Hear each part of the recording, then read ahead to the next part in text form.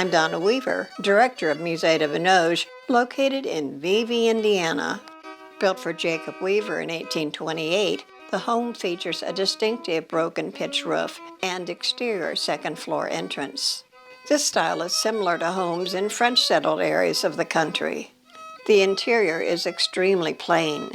The only decorative woodwork is found on our mantelpiece above the hearth. In this episode, Henry Raab shows us how that molding was made. Well, now that I've got my clamp set up for planing the edge of the board, I'll have to take out that dent right there. I'll want my jack plane to clean it up. There, the jack's got more of a curve to the edge of the blade, so it cuts faster and deeper, getting rid of all that roughness from the hatchet. Then I can joint it again. So I'm going to cut the knot off of the end there, and then I can plane the face square and flat to the edge. So let me cut that off with my crosscut saw.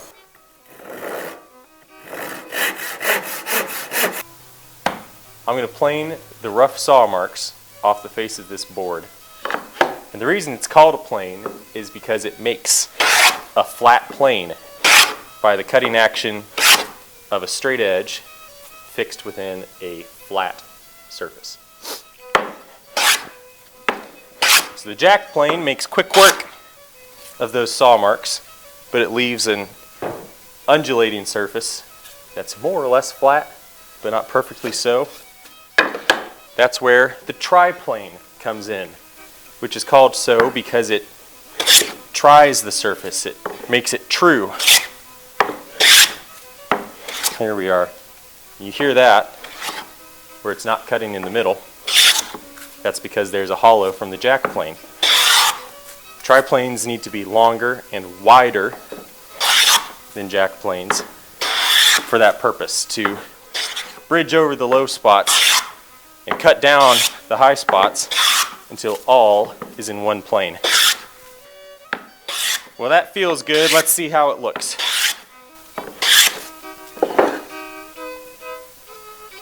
Looks pretty good to me. Now I can bring the edge into square with the face. I should say I could bring it into square with the face, but it's already there. So now to get the correct thickness and width, I'll have to mark those measurements off of my true surfaces. If this were to be a rail in the face of a cabinet or the apron of a table, then I would want to keep that true surface on the outside, and I'd want to make all of my measurements for the joinery off of that face. That's my guide. Those are my references right there. I know they're square to each other. I know they're flat and straight. Here's my marking gauge. This is an old one made out of boxwood, one of the hardest, densest woods, and it makes excellent marking and measuring tools. It has a screw to fix the fence, and the fence slides very easily as this has been well used. Now, this plank needs to be 5/8 of an inch thick. So I'll take my rule and set the pin on the gauge to 5/8 exactly. I won't worry about the width just yet, just the thickness. Scribe all the way around. And it never hurts to run a pencil in the line to make it easier to see. I can go about this two ways.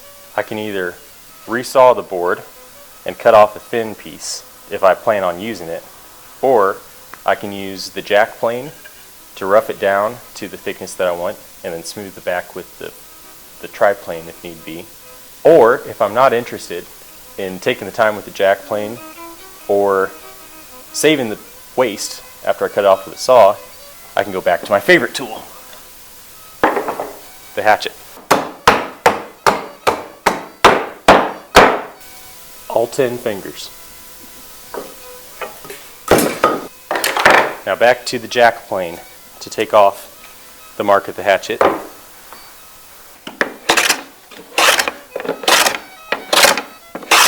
Now, aside from being able to see the line easier on the edge of the board with the pencil, if I cut that line deep with the marking gauge and run the pencil down into it, then while I'm planing the top of the board, I can see the edge of the mark split off when I get right down to it, and I can see the pencil in it from the face of the board.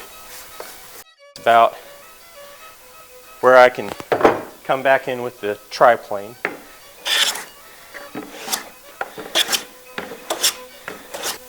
Five-eighths of an inch. There's our thickness. Now for the width. Now the drawing that I've made is for a piece of trim that goes under the mantelpiece in the Venoge cottage. And I'm going to make some spare trim to the same measurements with the same moldings. So 2 3/8 is the width that I want. Once again, I'm going to measure from the true edge.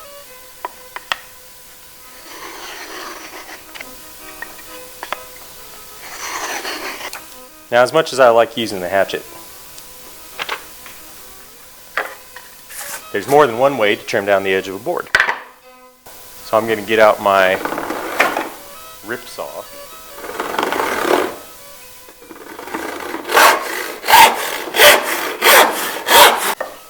Then I just have to plane down to the line.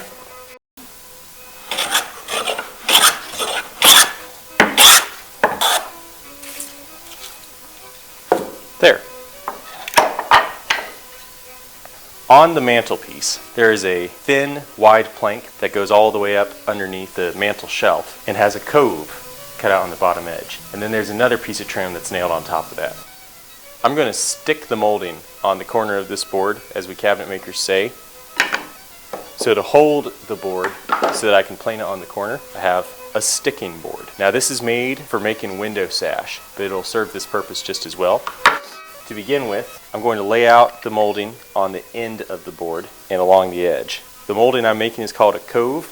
It is a concave molding running along the corner of the board. This molding is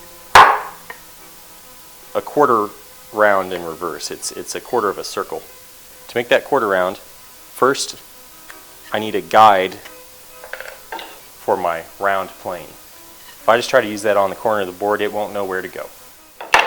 So I'm going to make a square rabbet or an open groove on the corner of the board using the filletster plane, which has an adjustable fence and a square corner with a blade that cuts clean out to the edge, just like a rabbet plane.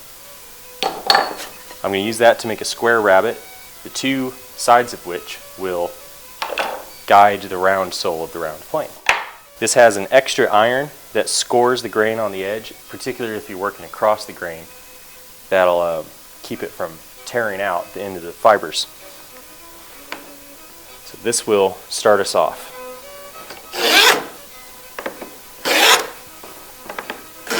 The filletster is not a delicate tool. If it'll be used in any kind of molding or any tight rabbet, then there will be another plane after it. So it doesn't need to leave the cleanest surface. There. So there's our guide. Now for the round plane.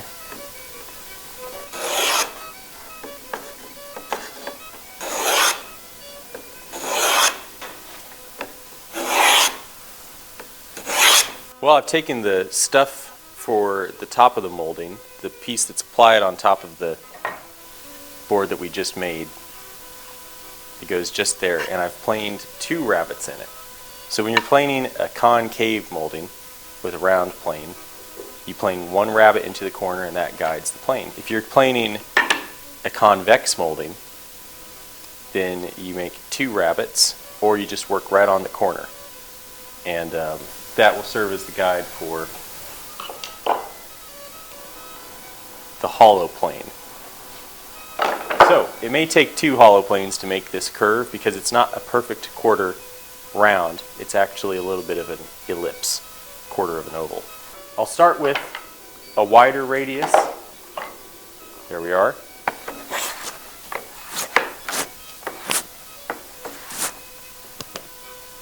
I'm going to show it more iron.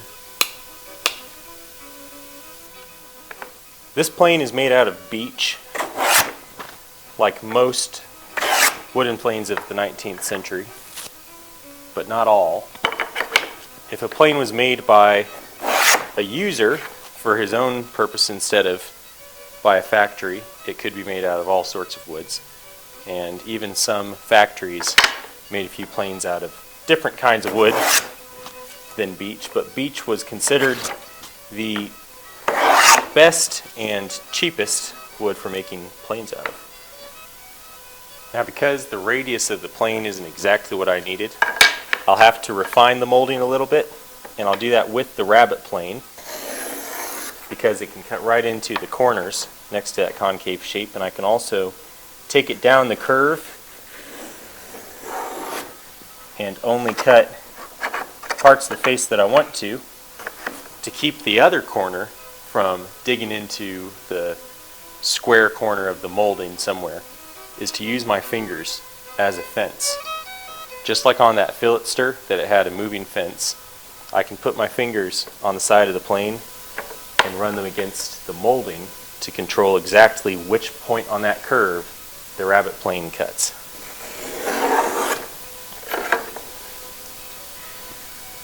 I don't know that this was exactly how the moldings in the Venoge cottage were made,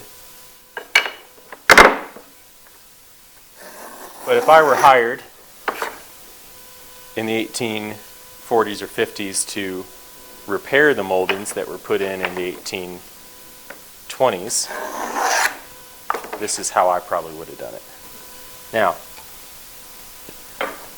I've got facets on that molding from the rabbet plane that I can take off with scraping, and I don't have a curved scraper, but I do have the iron from the round plane that I used to make it, which I can change the radius by changing the angle of the iron. So I'm going to use that to, this might not be practical if I were running 30, 40, 50 feet of molding. I think that's as close as I can get. So here we have two pieces that go together to make a similar molding to that on the mantle trim in Jacob Weaver's cottage.